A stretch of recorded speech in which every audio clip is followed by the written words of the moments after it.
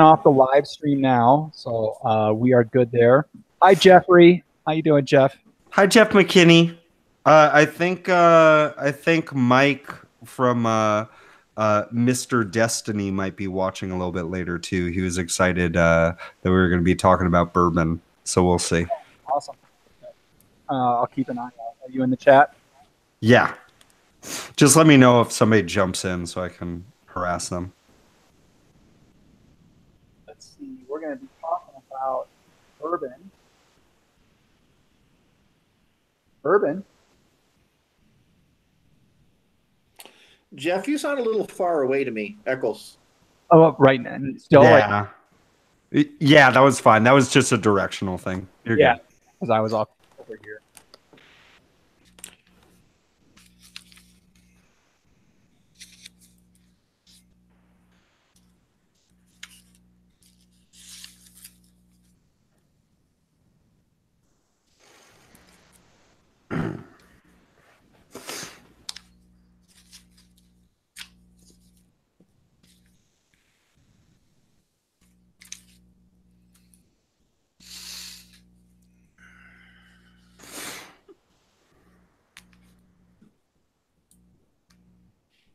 All right.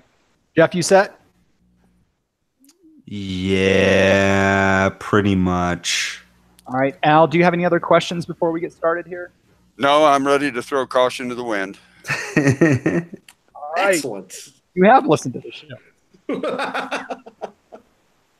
All right. I got everything I need. Yep. All right. Here we go, guys. Oh, hold on. Oh, almost wasn't recording on the other box. Oh, and just one last thing. We need a promo. Yeah, I was going to say, Mr. Young, would you do a promo for us? Sure. You guys do that. I am fixing the audio real quick. Oh, okay. So typically when a guest does a promo, what they would say would be something like, "Hi, this is Al Young from Four Roses Bourbon, and you're listening to the We Like Drinking podcast where you never drink alone." But if you wanted to say something different, of course you could do that too. Okay, so run that by me again. I want to hear the full nuance of what you just said. This is Al Young from the Four Roses Bourbon, and from the We Like Drinking podcast, where all of us never drink alone. That's beautiful. That's beautiful. Will that work? Yeah, absolutely. Okay. You let me know when you want to do it. We'll do it. Go ahead. Anytime you're ready, I'm all set. Hi, I'm Al Young from Four Roses Bourbon. I'm on the We Like Drinking podcast, where we all never drink alone. Amen. That's perfect. I like it. Okay. All right. I'm recording. We got the promo done. Everybody's sniffing bourbon. I think we're ready to go. Yeah. I didn't start sniffing. Oh, I was going to ask one thing. Yeah. So should we I know we have a lot of stuff to talk to Al about, but Al, would you be willing to kind of like walk us through as we're getting into our bourbons, like kind of walk us through like how we should be tasting these things? You're late, Solomon. You're Yeah, late. We already went over that. No, I'm talking. I guess I missed all of that. So what is? No, you're fine. If yeah, we can do that if you like. Basically, we'll do it on the we'll do it on the show, Al. Yeah, Okay. for the listeners. Yeah. Okay. Yeah. All right. Jeff, anything else you want to bring up that we've already? Certainly. I don't know if you know the guy with the glasses on. That's Jeff Eccles. He hosts the show, and Yes. I'm glad I could introduce the two of you. Thank you so much. All right, let's do this, guys. Here we go. Hey, it's April with Swig and Swallow, and you're listening to the We Like Drinking podcast, where you never drink alone. At the sound of the tone, the official We Like Drinking time will be 5 o'clock. Commence consumption.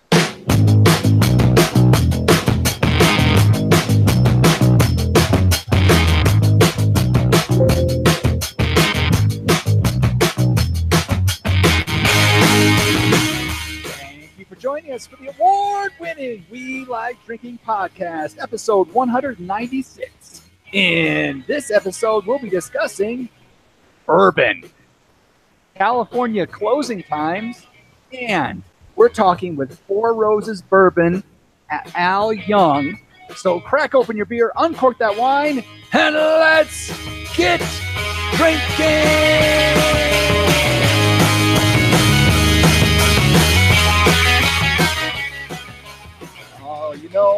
The phrase that comes to mind tonight is I like the sauce and the sauce likes me, because that's what we're doing tonight. We are getting knee deep in bourbon all up in this house.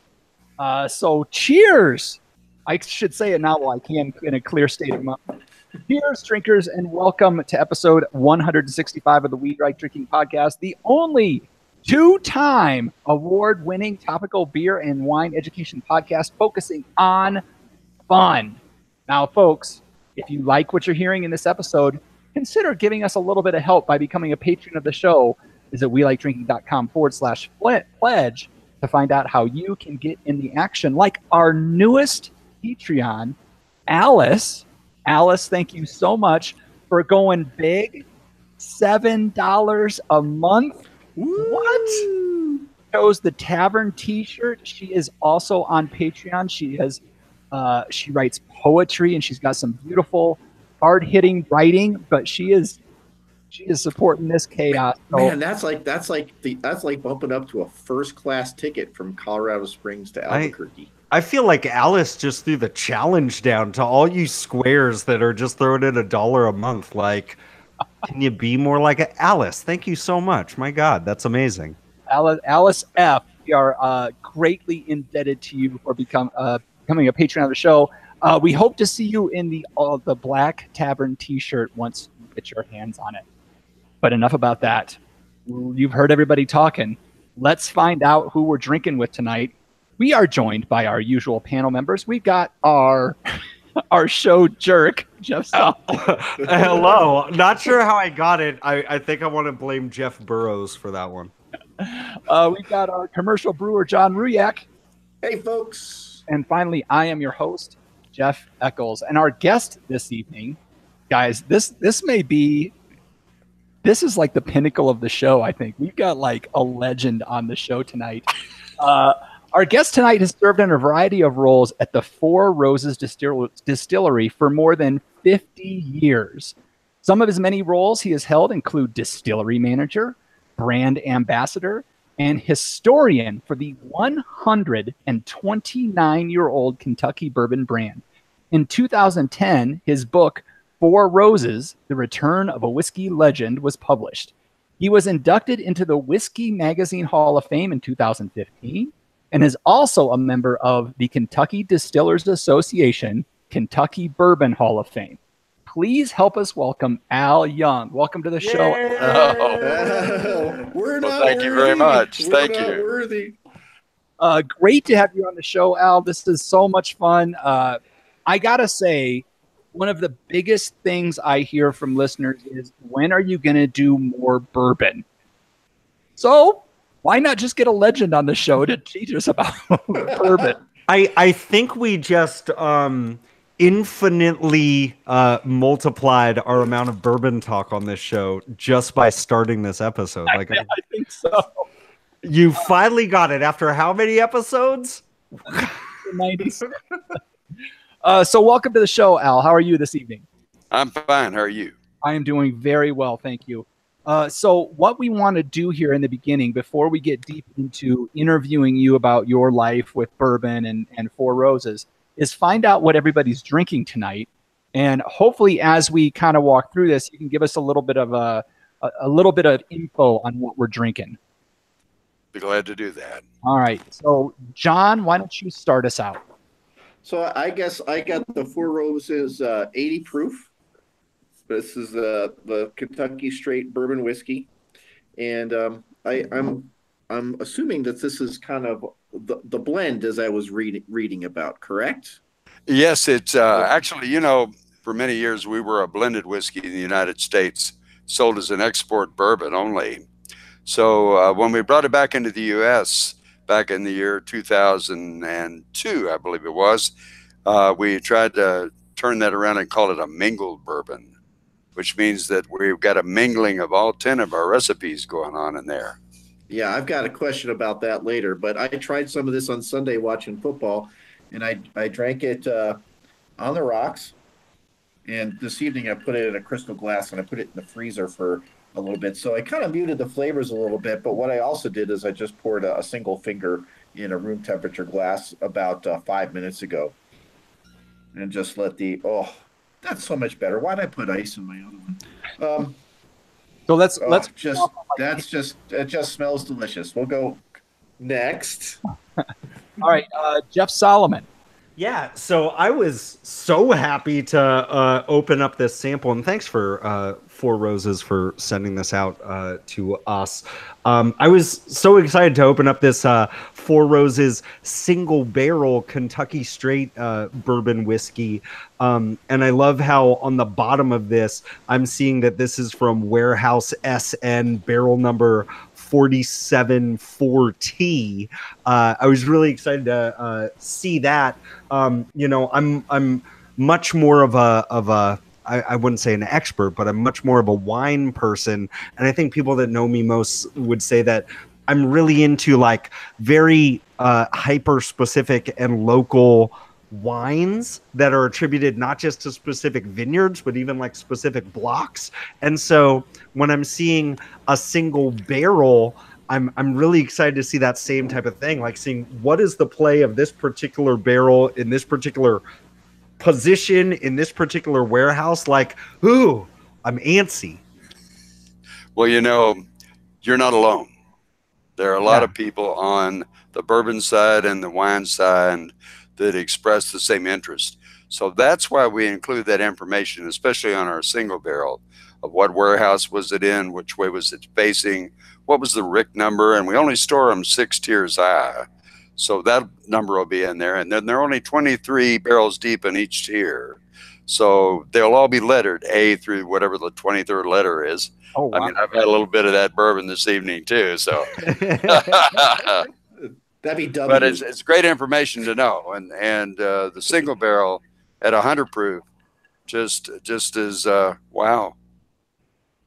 So is that cask? Is that like Scotch? That's cask strength is 100 proof. No, cask strength would probably be higher. We cut it with RO water, which is almost as pure as you can get. Right. To take it down to 100 proof. Okay. All right, excellent. And not to be outdone, I have the Four Roses small batch bourbon. This is 45, so this is 90 proof, 45%. So what's different about this one, Al? Well, now this is a mingling of 4 of our different recipes. We have two mash bills. One's higher in rye than the other. The other's corn heavy. Mm-hmm. And then we use 2 different yeast. We use the K, which is spicy, and the O, which is slightly fruity. So when you put the K and the O together with both mash bills, you make a total of 4 that go into this particular product. So it's got a wine-like character, oddly enough, and it makes a really good Manhattan. Oh, yes. If you think about it, you can almost get an element of vermouth in the fruitiness in the whiskey. Yeah, you do, and I like that spiciness, and I like that prettiness. It describes me as well as the drink. Oh. So this is something you may want to try when you're out and about, and this could be something good for your followers as well. When you go into a bar and you order a Manhattan with small batch, tell the bartender to make it the way they would like to drink it. Oh, okay. That makes sense. Because there are a lot of recipes floating around out there that are great recipes. But if you stay with the bartender, you're 9 times out of 10 going to have a really good experience. Okay. Nice. Noted. No, and Al, what is in your glass tonight? My glass, ta-da, is I have some of that 80 proof Four Roses Kentucky straight bourbon whiskey. And the reason for doing it is to just show you how versatile it is. If you wanted to, we could take some margarita mix, take 2 parts margarita mix, 1 part Four Roses Bourbon 80 proof. Put it together, put it over crushed ice, and make a Rosarita. A rose. Nice. Gosh. I like it. Yeah, for those warm days, I think you probably all get them in wherever you are. Yeah. And then winter's coming on. Believe it or not, it will be here. For tomorrow, for us, it'll be a 20-degree drop. But if you were to take Four Roses straight bourbon whiskey at 80 proof and some apple cider, I like and warm it up in a mug in the microwave. Don't overheat it. Don't scald it. And then put a stick of cinnamon in it, and just sit back and go, well, la-ti-da. Oh, that sounds amazing. I have snow on the ground here, so you're ready to la-ti-da. I'll be right back. Awesome. All right, so Al, we have a lot of wine listeners and a lot of beer drinkers, and I know we have some spirit listeners, but some of the folks may not be super into spirits or bourbon. So I've got a couple glasses here. These guys got a couple glasses. Can you kind of walk us through a proper formula for tasting a bourbon or whiskey or whatever? Well, I think what I would do if I were going to just do it at home or whatever is I would certainly pour some in a glass neat. All right, I got that. First of all, I would pour a little bit in neat, and then I would smell it. Get a good aroma presentation. Yeah. Then I would take a taste.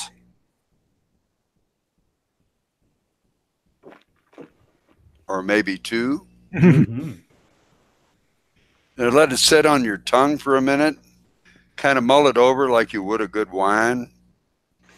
And then kind of let it slide down the throat. And hopefully what you'll experience is a little heat at the very beginning when you first put it in your mouth, on your tongue. Yep. And then as it mixes in, it'll just smoothen out and have a really nice long finish. Oh, wow. Yeah, it does. The finish for days. And so much more flavor just erupts on the finish. Like those smoke flavors and some caramel kind of characteristics, and that spice is coming through, and it's just the vanilla for me is what pops out after it slid down. Yeah, and it's interesting because I go back and I look at my experiences with bourbon are very small, and so the closest would be just my experiences with like some whiskey in general. And I grew up in a time and age where people wouldn't even taste their whiskey; they just slam it. And honestly, like there's that part where it's like all you ever tasted was hot fire and death. And here I am like with this 100 proof single barrel bourbon, and taking my time with it. And I wasn't overwhelmed even on the nose. Like I did that move where you kind of open your mouth just a little bit so you're not overwhelmed by that heat. But in the mouth, like definitely there's this burn to begin with. But I was surprised with how rich and sweet and like caramel like this is. If I'm not mistaken, this single barrel is like it's a high rye mash bill. So this is the one with 35% rye in it. So that's I was correct. tasting some of that spice, but it's just the sweetness from that corn. And I guess it's the caramelization from the new toasted American oak. Like this is so good. And here I am like you might even be tempted to have a little bit of maple syrup. Oh my God, yes. Actually, can I get some? What's funny is like there aren't many times where it's like I feel like whenever people talk about bourbon, they also talk about bacon in the same breath. Oh yes, and it's like last week with Sam Slaughter, we were talking about Bloody Marys. I'd love to do like a Bloody Mary with this and just like some bacon and just like this is decadence for me. Like this is so. God, God, it's so good. I almost don't want to even bring in my gigantic globe of ice because I'm enjoying this neat. Yeah, but I am going to try. neat.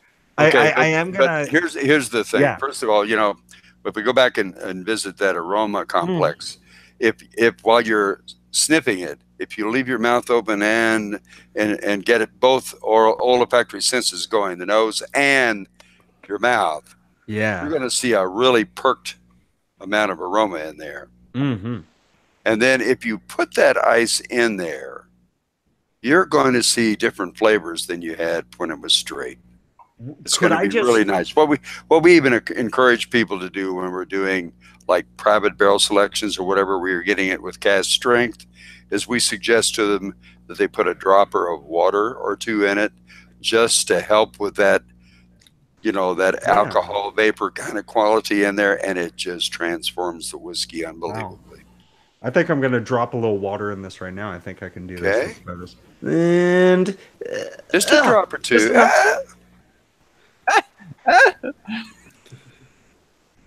All right. No, that profile is significantly different. I think that it definitely cuts down on the heat, and more of that caramel maple syrup action is showing forward. This is. But it's interesting how, because I have one here that, the rocks are all melted now, but it was over the rocks.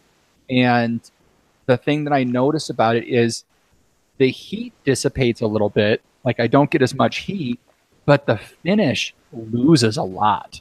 Like, the finish kind of really, it thins out a lot compared to just having it neat. So Neat, yeah.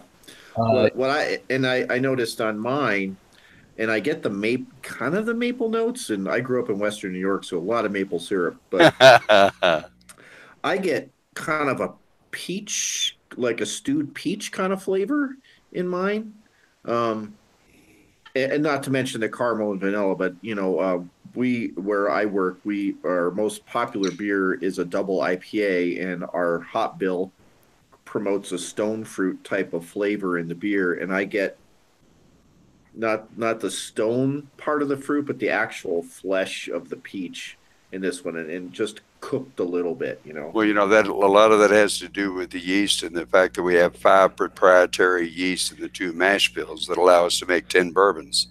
So in the case of the 80 proof, we're putting all 10 of them in there in varying percentages. So if you're seeing peaches and I'm seeing cherries and somebody else is seeing, I don't know, mangoes maybe, or whatever it is, it's all due to your sense of smell and your sense of taste. There's no wrong answer. I see where someone might get a mango kind of thing out of that too, like a really, really ripe mango. And that the yeast thing is interesting because as a brewer, we get literature from different yeast banks. White Labs is a famous one. There's one actually near Jeff Eccles in Woodland Park that banks yeast, and they have bourbon yeasts, but yours are obviously proprietary. And the thing about brewers is sometimes you can kind of steal somebody's yeast if you buy a bottle of it, and there's a little bit of yeast in the bottle. And you can propagate that and try to get some of the flavors of that world famous beer in your own beer at a craft brewery. But yeah, I don't think there's any yeast floating around in this bottle. So and if they were, they'd be dead because it's 80 proof. But so that's really neat. But I digress. Other people, please. Okay. All right. Thank you for taking us through that, Al. We want to get to your interview portion of the show. But first, we have to have a little bit of fun with Grape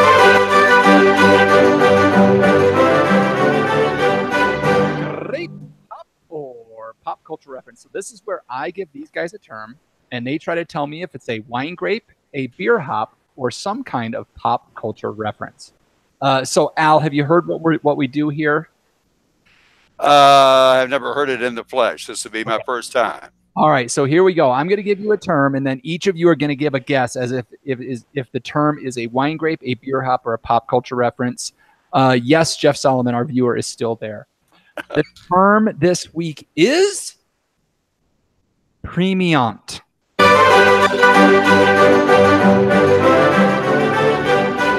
So is premiant a wine grape, a beer hop, or a pop culture reference? I can't remember. Is it Jeff Solomon's turn to start? It's Solomon's turn. Premiant. Yes. Can you spell it? Premiant. Miant. Yes. Premiant. That's an obnoxious term. It is a bit of a You ever look at certain words and you're like, I just don't like that word. I don't like the way it's spelled. I don't like the way it sounds. I don't like the way it has no relevance to my life. Premiant. And it's like, it almost sounds like it's this derivation of like premium, like you're trying to make something sound like better than it is. Premiant.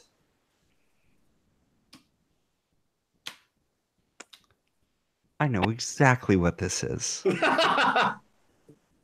This is a pop culture reference because this is a term that is used when you're trying to tell somebody that your aunt is like the greatest person on the planet. She's a premiant. Oh. She's like premium. Premium aunt. I see. Yeah. No, actually, can I take that back? Yeah.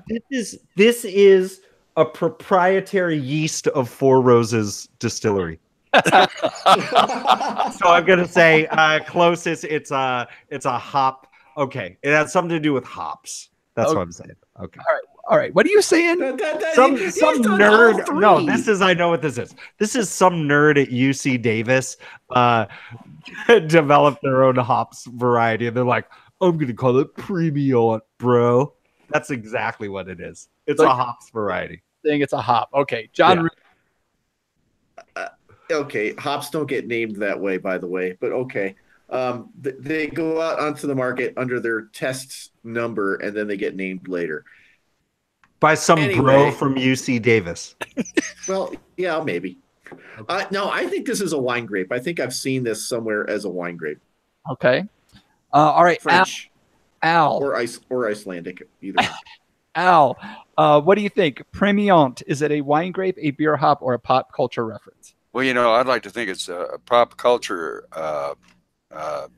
kind of apparition because to me, but until you spelled it, I thought it was premiant, meaning that it was your favorite uncle's second wife, younger than you are. So she's premiant.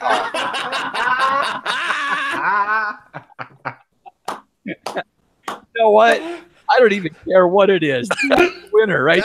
That's the winner right there. Besides that, there is a second definition for it. And premiant is, in fact, a beer hop, John Ruyak. No! It is a full-purpose Czech hop released in 1996 with an alpha acid range. Are you ready for this? From 15 to 22%. Dang. Whoa. Damn, just have to wave it over the kettle in order to get the beer bitter from that. Or your aunt that is younger than you. Let me log into Urban Dictionary real quick and set. Okay. All right. So, Al, my goodness. Brand ambassador and historian is your current position for Four Roses Distillery, correct? That's right.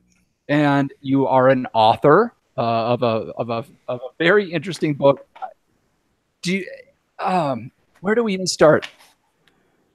I think the thing that I was really interested in from the perspective of the book and from the history of Four Roses really is more about kind of the resurgence of Four Roses. And you seem to have been a part of that. You were there for this, and it's a very colorful history that you have. But can you speak to kind of how Four Roses is a brand who at one point was, and I don't know if a lot of our listeners know this, one of the most recognizable trademarks or names in our culture. And it went through different transitions, and it has had a really big resurgence over the last, say, 10, 15 years. or more. And so I'm really interested in hearing, getting right to it, I guess, of what has kind of been what has brought you into this resurgence in the bourbon world. You know, our brand actually first got trademarked in 1888. So this year will mark the 130th anniversary of the trademark. And it was all done by Paul Jones Jr., who first trademarked the brand and started to grow it in Louisville, Kentucky. When he died, his nephews took over and they started to make it work even better. Prohibition came along. They stopped being the Paul Jones Company and bought the Frankfurt distillery, which had a license to vend alcohol during Prohibition for medicinal purposes. There were a lot of sick people at that time in the U.S. The funny, Really? there's a lot of people that have glaucoma these days and other medicinal needs outside of bourbon. But go on. So they made a good amount of money off of that. Got it recognized as a brand that was equal in time when repeal came about to be equal to Coca-Cola, Hershey's Chocolate, Chevrolet, and Ford. In fact, it got to be so big that they even had a sign in Times Square, New York, that was called a Times Square Spectacular. There was a lighted sign that had colors in it, red, green, gold, grew roses up the side of the sign and neon lights. They had it going on during World War II, and they had to shut it off at night because it formed enough glare to light up our naval ships in the bay and make them sitting ducks for German submarines. But that's a whole nother story. Then the brand just continues to grow but right in the middle of all that, the last Jones family member died in 1941, and Seagram's bought it in 1943 to take advantage of 20 million gallons of aged alcohol in the warehouses, because thanks to our government, you couldn't make alcohol to drink at that time. You had to make it for the war effort. So they bought it with the idea of changing the brand into a blended whiskey that they could stretch that bourbon out with as one of the main portions of it. Okay. So the war ends abruptly in 1945. They've got plans to turn this into a blended whiskey because the people that are drinking brown goods at the time fell in love with brown goods and blended whiskey because we told them they should. Right. And they did. And they were the first victims of mass advertising. And then over time, they carried it a step further and they started to go into love affairs with vodkas and gins and wine coolers and spritzers, all honorable products, but certainly not favorable to grow the business in the brown trade. So they monkeyed around with the composition and changed it almost into a spirits blend in the United States, while they were selling the excess bourbon overseas as a full-blown bourbon whiskey. So they had the best of two worlds going on, which was kind of okay for us down in Lawrenceburg, Kentucky, because we were making bourbon for Seagram's, and they were using it in the blended whiskeys as well as exporting it as Four Roses bourbon. Year 2000 comes along. Seagram's is no longer owned by the Brofman family. It falls on hard times in terms of being battered around between Pernod Ricard and Diageo. And finally, we were purchased by the Kirin Brewery in 2002, who were our business partners in 1971 and our importers and distributors in the Far East at that time. So now we have come back into the United States full bore. Whole idea is to try to get it up at some point in time to that same case level that it was back in the 1940s, when it was a tremendous amount of cases. And to do that, we added on in 2004 the single barrel that somebody out there likes. Oh, yeah. And then in 2006, we came out with the small batch. Cheers. Now, the Four Roses Bourbon 80 proof that the rest of us enjoy so much, this has been around the longest. This has been around for the longest time. But it was only into the late 1990s when we were able to bring it back into the United States as a bourbon. So it's a convoluted story. what it comes down to is we don't think Seagram's wanted to A, admit they were wrong for taking it out of the country and not bringing it back as a bourbon, or B, the time was right to do it.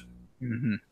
So with that in mind, a lot of hard work went back through a lot of people. Jim Rodledge, our master distiller at the time, spent many a night working on the office and then running out at night hawking the hooch, as we like to say.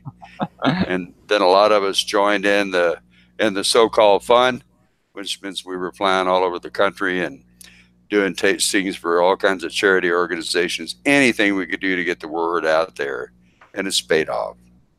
Absolutely. Jeff or John?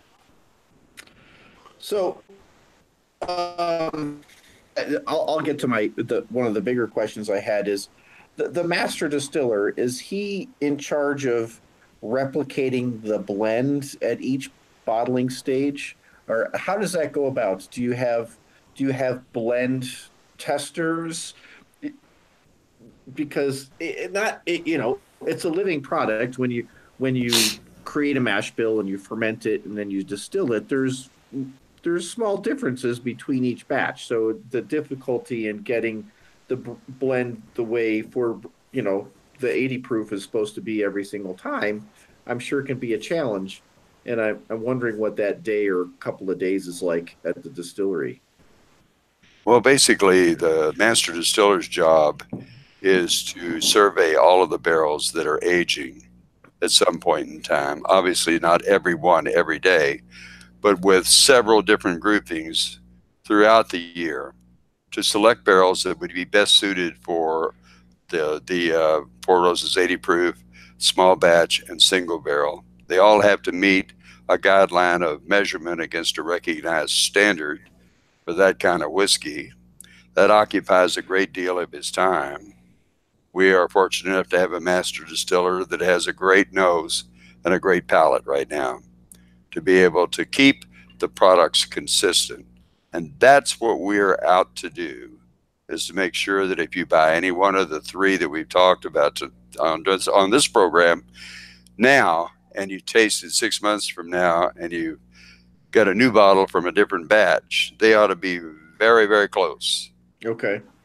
To the point where you probably wouldn't notice the difference. We might, you may not. And there's a panel that backs up his decision making.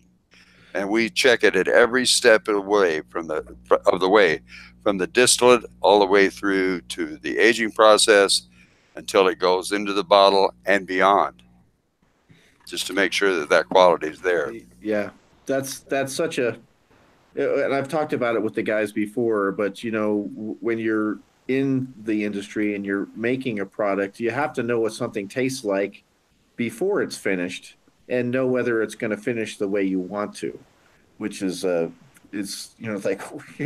like if you give it to someone on the street, they'd be like, whoa, but you're like, in a couple of weeks it's going to be fine, because you know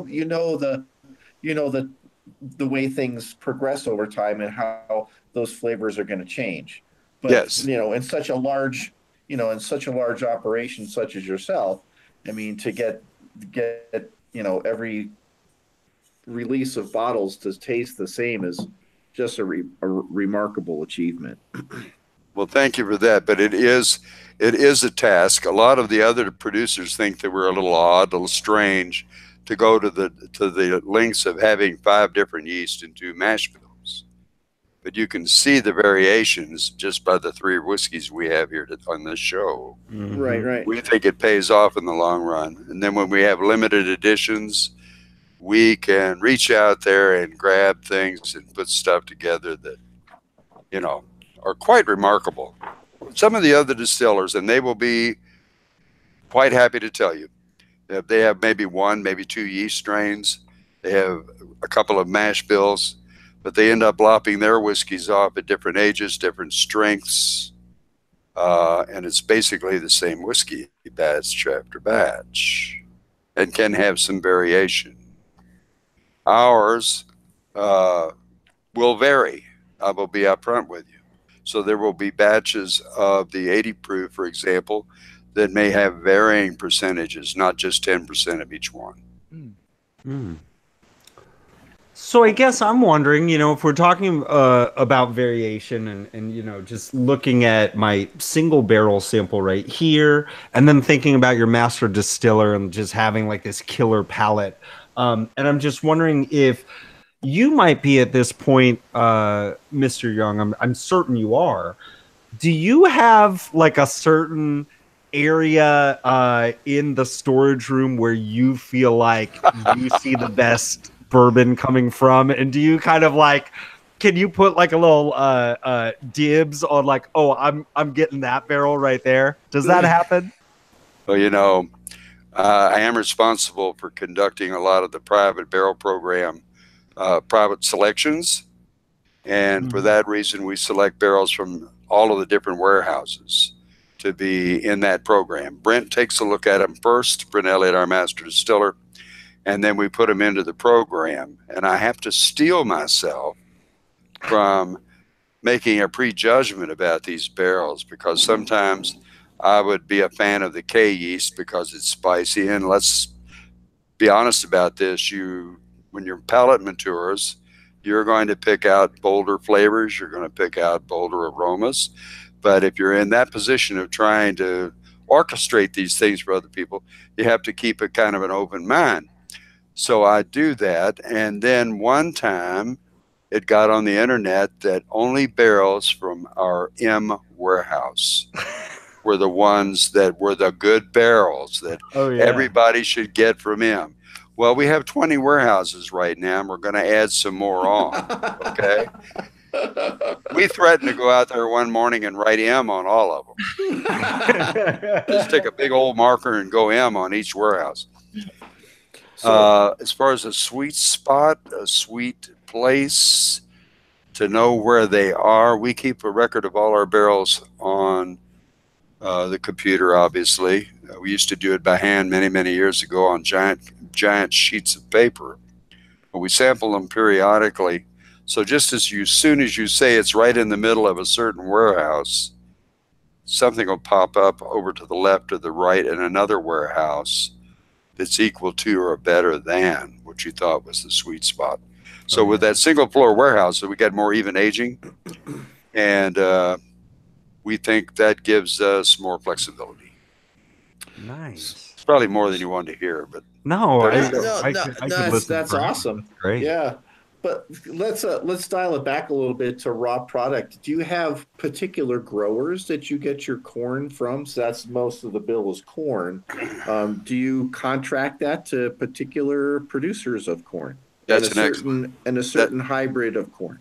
That's an excellent question. First of all of our grains are non-GMO. Try to use things that are not genetically modified in any way. Our corn comes out of the center part of Indiana. There are people we've dealt with for 60 years or so. And they know what we want. It's a number 2 dent corn. It's high in starch. And that means that when we've milled it and cooked it, it produces a great sugar content for our little yeasties to munch on and produce alcohol. And then our rye is coming out of the western part of Europe right now, because that's where the most robust crop is, from what our gatherers tell us. We have people that go around and check different locales to make sure we're always getting that most piquant rye, that most rye bread-like flavor. In fact, I think I would challenge you to do this. As far as our rye is concerned, go to the bakery and get a loaf of their very best rye bread when it comes fresh out of the oven, and crack it open and get that aroma coming out. That's what we're looking for. Oh, okay. Really nice rye quality. Oh, and then our malt comes out of the western part of Europe. Not Europe, excuse me. Western part of the United States or Western Canada. It's 6-row barley that's malted. And it's got those great enzymes in it that keeps everything in a liquid state, besides adding a little bit of flavor. Right. Does that help? That helps a lot. That's cool. It does. I gotta say though, I don't think I've come out of an episode of this show with so much homework before. I know all the stuff I got to do. Don't forget to mail in your tests after the program. I want to report on my desk next week about number 2 dent corn, Mr. Eccles. I'm I'm just gonna go sniff rye bread then. That's all. You know, you know, you would be surprised at the level of enthusiasm when we go out to different locales and end up in a question and answer situation. A lot of the questions we're getting now, which proves to me we're doing a better job of educating the public, are questions that we only ask ourselves on Friday afternoon after we were getting ready to go home. We're sitting around the office, maybe having a sample of the latest production, whatever, and what do you think about the crop right now? What do you think about this? What do you think about that? Now people are coming up to us and say, now, why do you get your corn from the center of Indiana? Is it because of the sunlight, the molecular structure of the atmosphere? All of these things that kind of make us think, right, yeah, oh, okay, all right. I can deal with that. So what is it? So I posed the question when we were coming on the show. I posed the question to some different groups that I knew were big bourbon whiskey drinkers. I put it very simply, and like, Four Roses, tell me what you think. And there was a lot of very positive feedback. There was some kind of feedback, but here's what there wasn't any of. There was no, I don't know, I haven't tried it. So it remains a very well-known and very, everybody has some thoughts on Four Roses bourbon. And so in your eyes, and I know you're coming from an expertise from Four Roses perspective, what is it that sets Four Roses bourbon apart from some of the other bourbons that somebody may be able to get their hands on? I want to think it's our transparency. Okay. Our willingness to communicate what we put in it, how we do it, the fact that we don't buy any whiskey from anybody else. We make our own bourbon. We age our own bourbon. We have control over our own marketing. We just got it all together, we think, in terms of the way we do business. And this is kind of miraculous, since when we were sold to Kieran, we started off with absolutely nothing and built all of that after the acquisition. So before that time, it was run from New York City or Canada, wherever it might have been, with the Seagram Corporation. And this is quite an accomplishment, I think. Yeah, it really is. I from your book, I liked the what did you call it? The shirt sleeve to shirt sleeves in 3 generations. Yes. And it's kind of that same kind of thing of, it started in Kentucky, it kind of went some different places, but you've been able to bring it back home to Kentucky, and really that's been part of that transformation that we were talking about earlier. So congratulations to you guys. Congratulations to everybody, Four Roses. Well, thank you. It's an amazing product, and it's been a lot of fun tasting. I don't know, Jeff or John, if you have any other questions before you. I do. Just a comment. I think Kieran owns Anchor Steam Brewery now. So it's right. Yeah, and it's interesting that Kieran has this interest in helping to preserve iconic American products. So that's kind of cool. But I had a question about cooperage. Do you have your own coopers? Do you buy barrels? Is there any concern about the supply of American oak? Well, we have a working relationship with Independent Stave Corporation. Okay. Out of Lebanon, Kentucky, and Lebanon, Missouri. And they make our oak barrels for us. There's always a concern about supply and demand, but we have been assured that they will be there for us when we need it. So the problem is not necessarily how much is available, but being able, because of climate change and everything else, to get into the wood, forests and so forth, and extract that wood, because it gets mushy out there in the forest, cut it down and let it properly age. So you got to get aged lumber before you can make staves or billets to make barrels. Got to get it air circulated, dried out a little bit, but not too dry. You want a good amount of moisture in it. Then send it through the production process. And so we're not I guess the best way to say it is we're overly happy, but not overly confident that the future won't bring its own dilemmas. But in the term we're looking at right now, we think we're in good shape with our cooperage. Okay, nice. And all the beer brewers out there that want secondhand bourbon barrels to age their beer in down the road, they're happy to hear that too. Yes, and there are several that have been blessed with some of these barrels coming their way. So they're making porters and stouts and ales and everything with just a hint, mind you, bourbon flavor on it. Yep. Jeff, anything else? Yeah, so, maybe this might be a little bit of a more of a difficult, kind of an awkward conversation, Mr. Young. But sometimes what happens when we have guests on the show is I like to tell guests how they should run their businesses. And I had a question that I was wondering if we could kind of ponder over together. First of all, have a drink. Of course. I've enjoyed this so much. Why not 5 roses? Well, we're sort of there must be more to the question. Is there more, or is it? No, that's it. 5? I'd love for our viewers to hear this, or our listeners to hear the story of 4 roses. But well, then I just wonder. back in the early day, when Paul Jones came up with the name for the brand. So the story goes. He fell in love with a Southern belle, and he sent her a proposal. And she said if she accepted, she would wear a corsage of 4 roses. Roses, on her okay. Dress for the upcoming ball.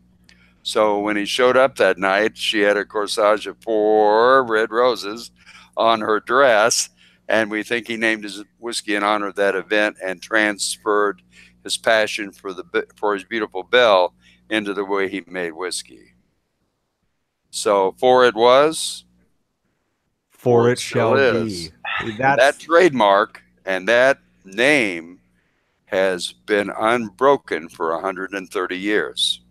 It's gone through everything you could throw at it. Yeah. Prohibition, the whole 9 yards, and it's still ticking. There you go. It's a love story. It is a love story. It's a romance. I'm in love with this right now. All right, Al, thank you so much for joining us. I know you're out east. If you want to drop off, you can, or if you want to stick around with us for the rest of the show, it's going to get a little silly at this point, but we would love to have you stick around. I'll hang out with you for a while. All right. Yeah. Awesome. All right. So let's get into the rest of the show and get. Oh, maybe we should ask the panel question while we're still kind of in the interview. No, we'll get to it towards the end. Okay. We'll get lubed up and then we'll do it. So, because we need to talk about some hard hitting California news with news. We discuss interesting, noteworthy, or California. Jeff Solomon, go ahead. Here we go. I'm usually talking trash about other states, but here we go. Coming out of the San Francisco Chronicle about a week ago, the title of the story was "No 4 a.m. last call for San Francisco or Oakland. Brown vetoes bill to extend bar hours." Oh, man. And so, look, I love California, and I've been through a lot of different governors of our state, and I don't want to get like super political here.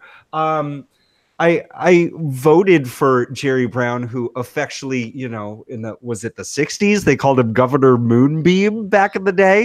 And so I'm not saying that I'm not a fan of Jerry Brown, but when SB 905 comes across your desk, that says, hey, these 9 cities want to opt in to see if they could do closing time at 4 o'clock instead of 2 o'clock, which is you cannot sell in the state of California alcohol after 2 a.m. You have to fall asleep in your car and wait until 6 a.m. to buy it again. So it's a very difficult 4 hours.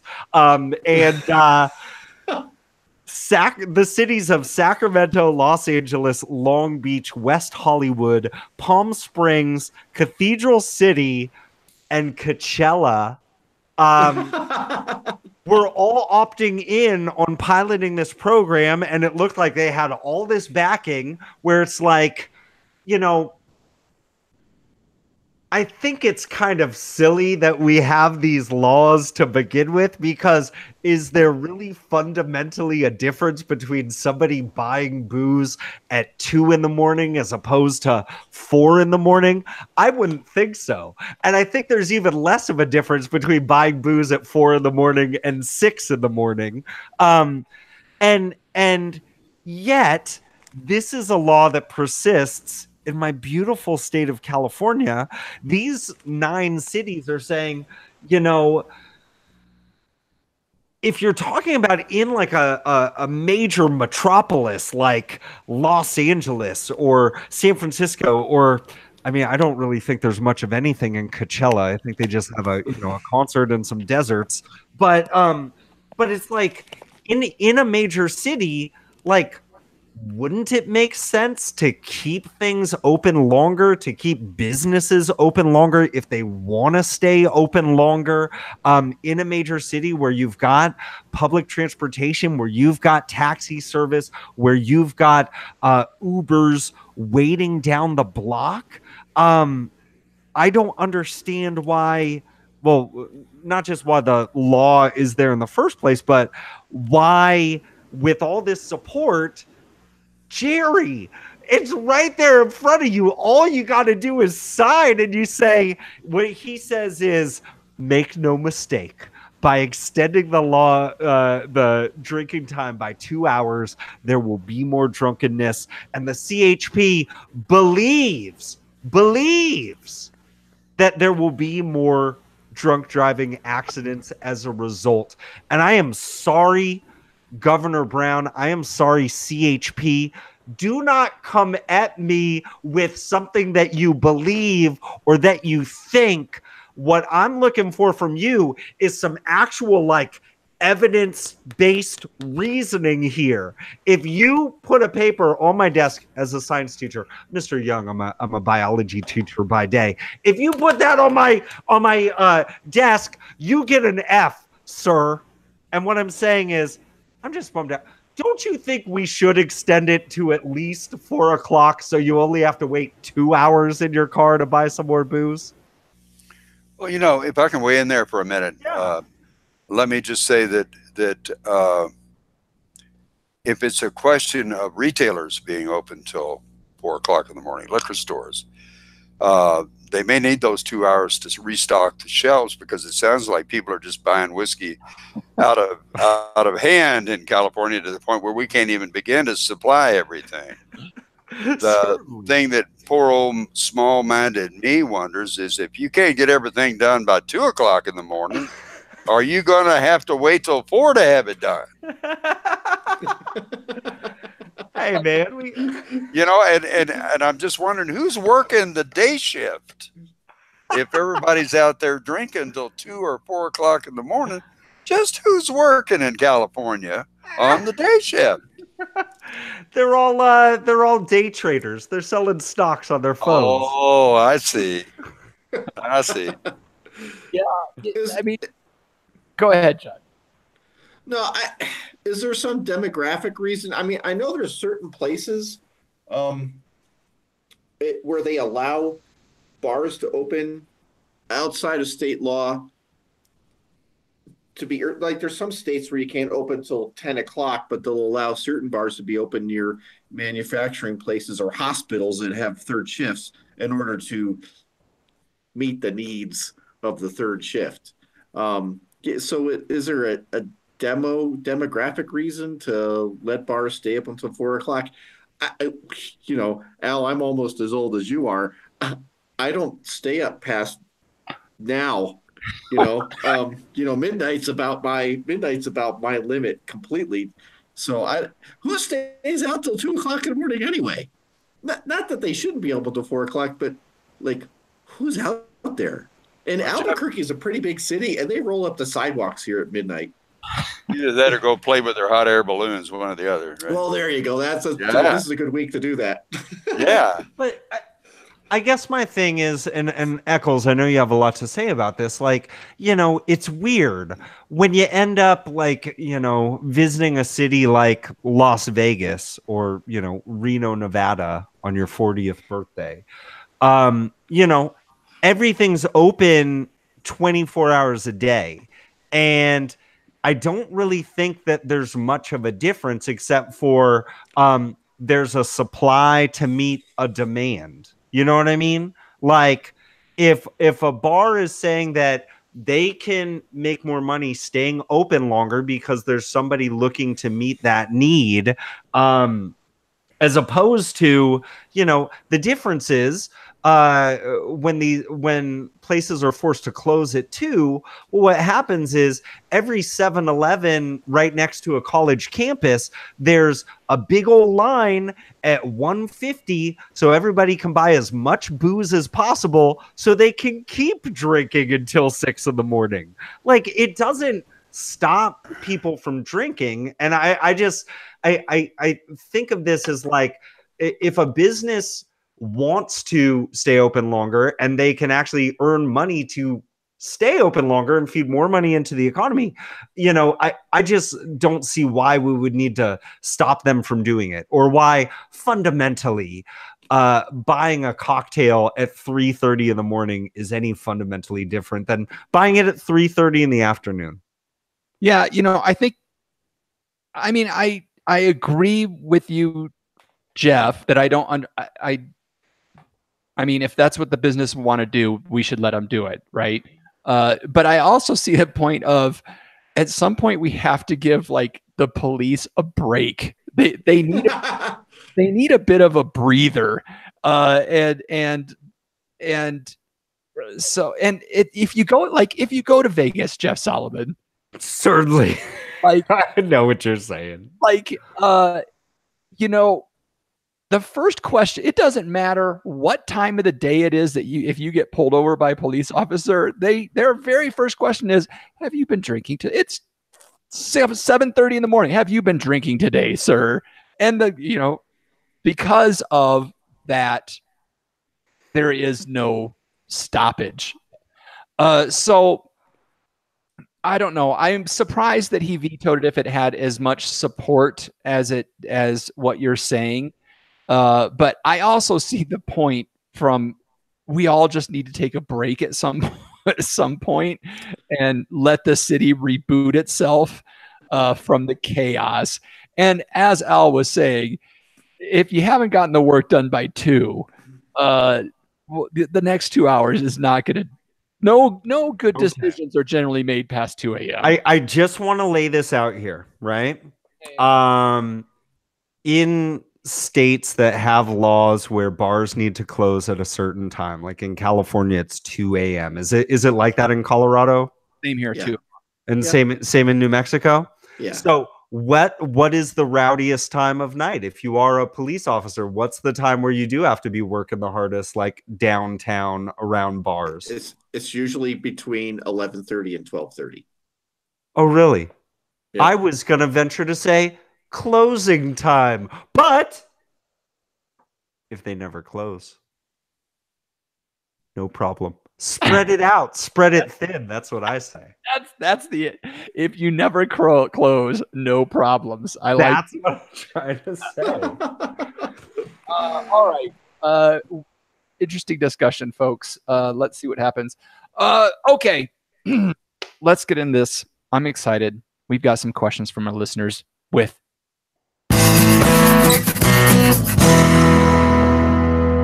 Ask the Panel, where you get to ask us a question about wine or beer or spirits. And here is a great moment where John Ruyak, you can go ahead and say, see, I told you so, or or whatever you want. We have lost Al and have a specific question for Al. So, Dimitri, we're going to skip that question unless we get Al back. But we do have another question. The Prince of Apathy asks, Hey, I know him. He's up to no good. Wondering why @JRuyak never says hello to me on the 2-time award-winning We Like Drinking podcast. You know what? It says he's the Prince of Apathy, so he doesn't care. So why does it matter whether I don't say hello to him or not?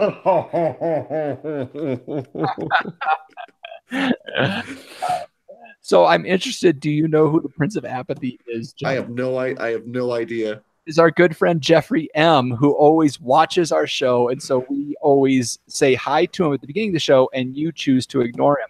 Welcome back, Al. Hi.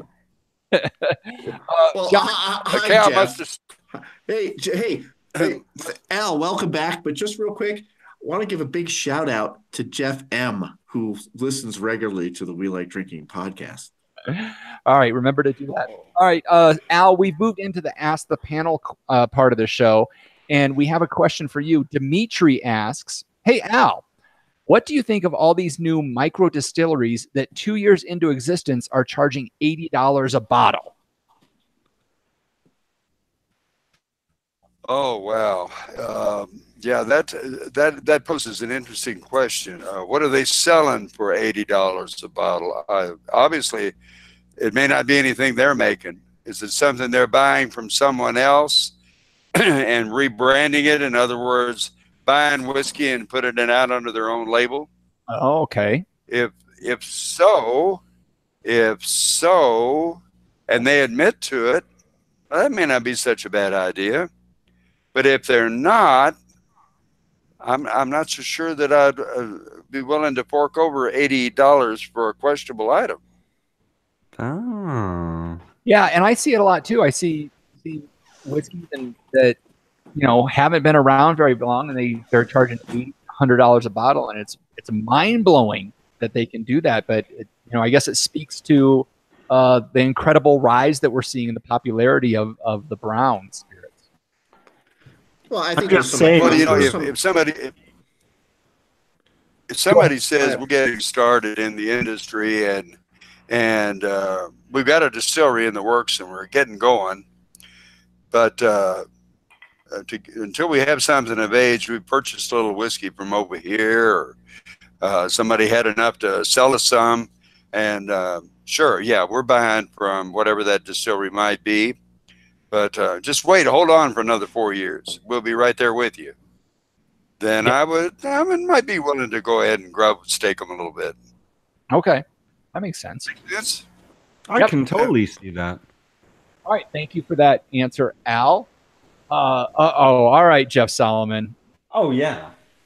Bump, bump, bump, bump, bump. Earlier we were talking about cooperage, and we were talking about Coopers, and I was thinking about football. I was thinking about this wide receiver for the Oakland Raiders named Amari Cooper. He doesn't just play for the Oakland Raiders. He also plays for Dave Ritzari's hashtag Pink Society in the We Like Drinking Fantasy Football League. And even though Amari Cooper threw a pooper of a game this last week with, I believe, 1 reception for 10 yards. I had a wide receiver that got a concussion very early in the game. I had a wide receiver that was playing with what could possibly be a broken hand. And I had, a string of bad luck with tight ends. Needless to say, congratulations, Dave Ritzari. I think that was your first win of the week against me. But there's something else that's interesting now. There is now currently not a single team in the entire We Like Drinking Fantasy Football League that has won 5 games after 5 weeks. Because very true. Even though Jeff Eccles is in first place, By the way, I would have beat you this last week, Jeff Eccles. I think about everybody would have. You would have beat everybody except for Jamie from Show Me Your TDs. And I couldn't beat her. You couldn't beat her either. You tied her. How dare you, sir? How dare you? I'm really bummed out about this. Everybody in the league needs to step up. We have one common enemy. His name is Jeff Eccles. You're going down, sir. You are going. I'm making my move after week 5. And John Ruyak. I'm sorry. You need to be lambasted. I sat 2 players. I forgot the 2 players had a bye, and I still won. I get a text from Brad from Swankville that says, not that I mind because I'm playing him, but John Ruyak has 2 players on a bye in the starting lineup. I go and look at your team. That's not the most egregious thing. The most egregious thing is you also have 2 kickers on your team, sir. You don't deserve that win. And even though you won, you don't deserve it. You should not be proud of that. That's like you're sitting at a blackjack table, you got 20 and you hit on 20. You don't deserve it. Even if you get that ace, you do not deserve it, sir. How dare you? Oh my goodness. Al, are you a football fan at all? Well, yeah, but obviously not of the kind you all are playing. But I will have to say this to you. I like the way each of you drink. Oh, yeah.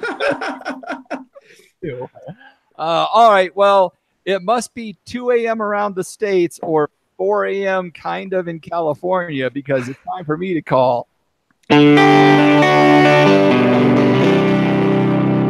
Last call. Time to clean house and lock the doors. So, do here, folks. We like to see if we can get you to help us out and get us out of here. So a couple things we like to do. We like to talk about the social media presence that we have. So John Ruyak, if the folks are looking to follow us on the socials, what's the best place they can do that? Well, really, the coolest place is We Like Drinking the Tavern on Facebook. And then you can, ask to join. We'll say, yeah, you're in, and just join the conversation. We talk about all kinds of stuff, including graffiti on cars. Apparently. So you can follow us there. The regular We Like Drinking page. There's Twitter at We Like Drinking 1. That's the numeral 1. We're on Instagram, We Like Drinking. So yeah, join in the fun. Throw out some comments, show some pictures, show us what you're drinking. Beer, wine, bourbon. Yes. Al, do you know what are the best places to follow Four Roses Bourbon on the social media platforms? I would just really suggest that you go right directly to fourrosesbourbon.com, and then you'll find out about our Twitter account and everything else, and all of the other different websites we have to offer. And then you could cross-reference us and see if you find out what I told you was true or not. All right, perfect.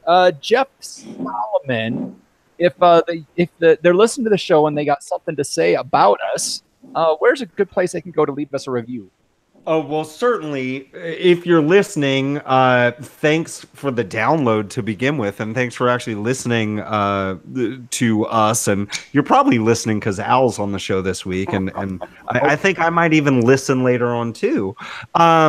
But while you're listening, in whatever podcast app you have, it's probably Apple Podcasts. Just go ahead and scroll down on that page. Most everywhere, you're going to see a place where you can give us a 5-star review, and we'd love to get those full 5 stars from you.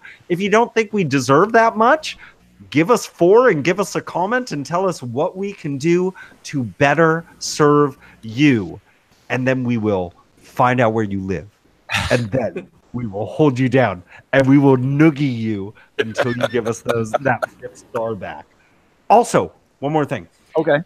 In the tavern on Facebook right now, I posted a video of a tank of Prosecco that lost its top. John Ruyak, I think it might remind you of strawberries. 8,000 gallons on the ground. 8,000 gallons. Oh, ouch.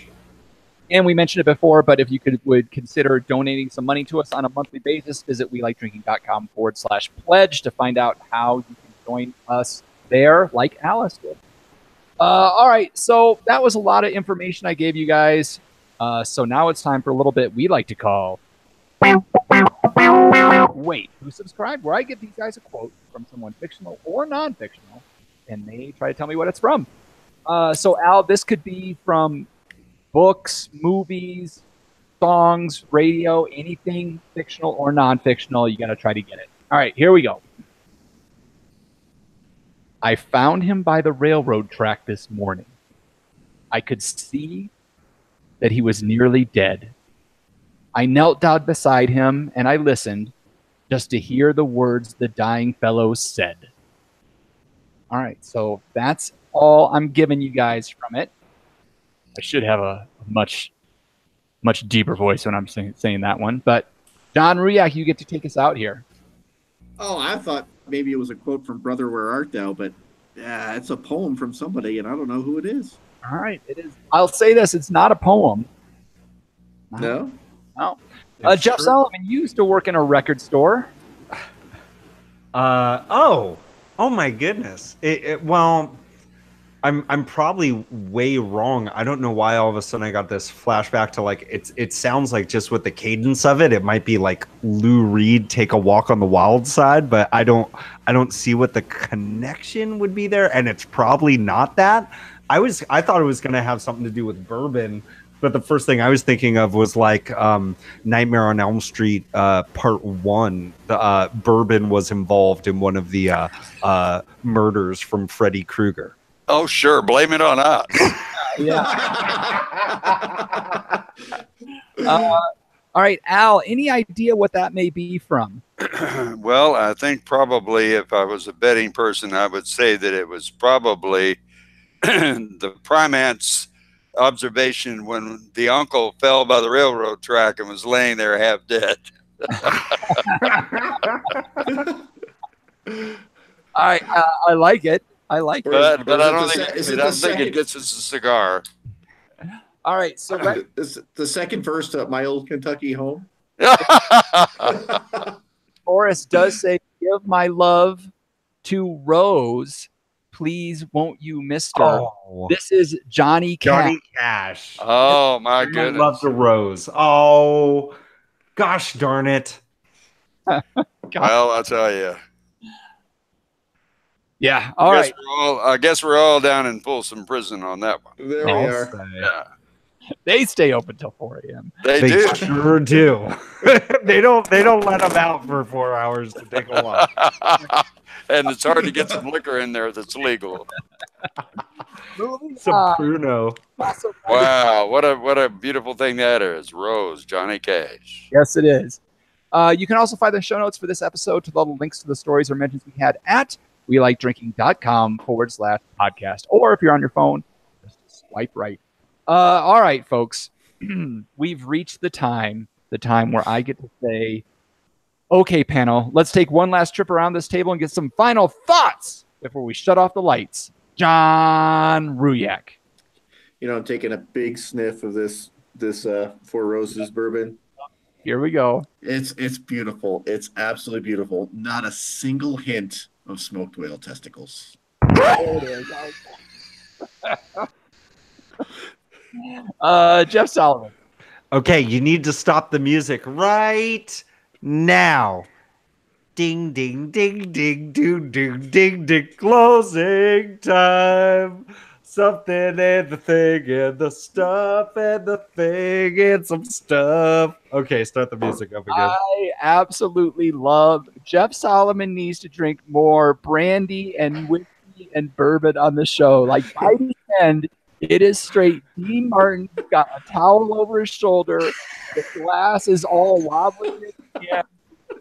Pruning into the microphone. It is just a beautiful thing to see. Al, any final thoughts before we let you get out of here before we have to kick you out because of the state laws? The only thing I can think of to say to you is that whether it's 2 o'clock in the morning or 4 o'clock in the morning for closing time, I'd like to invite everybody to be a member of the Bourbon Renaissance. and join us as we're in this resurgence of Kentucky straight bourbon whiskey. And we hope you'll keep Four Roses in mind. There you go. And Certainly. And I have to say, both to you and to Four Roses, thank you so much for taking the time to join us on the show and really educating us, some folks that didn't know as much as we should about. This has been a great lesson and a great history, and I really do appreciate it. It's a wonderful treat having you on the show. Well, thank you. All right. The wonderful gifts of the book and the bottle. This. I don't think this is going to make it through Christmas. I got 9 people coming through Christmas. Yeah. It's not going to make it through Christmas. I can tell you that. And I think, John, your phone has been drinking the bourbon because Keeps falling over. I know. Yeah. And with that, I'll say thanks again for joining us at the We Like Drinking podcast. That